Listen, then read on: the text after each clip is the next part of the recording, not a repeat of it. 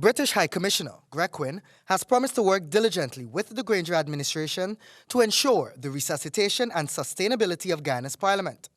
These sentiments were expressed by the High Commissioner when he paid a courtesy call on Prime Minister Moses Nagamootoo on Monday. The highlights of the discussion between the two were the enhancing of Guyana's democracy and the strengthening of parliament.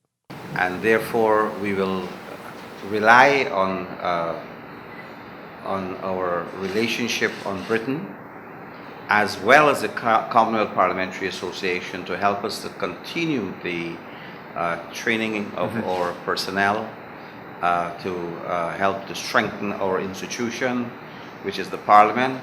Mr. Quinn replied that as a representative of the British monarchy, he was looking forward to working with the new government, not only at parliamentary levels, but in other major sectors.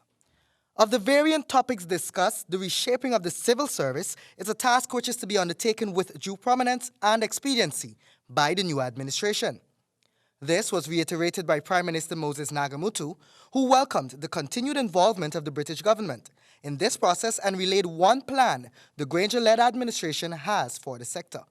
The British civil service. So we want to aim at those high standards of professionalism and integrity that we knew had been associated with civil service, and as the President has said recently, that we intend to elevate our training center into a college. Mr. Quinn lauded this effort and expressed his earnest anticipation of working with the new government to restore value to the civil service.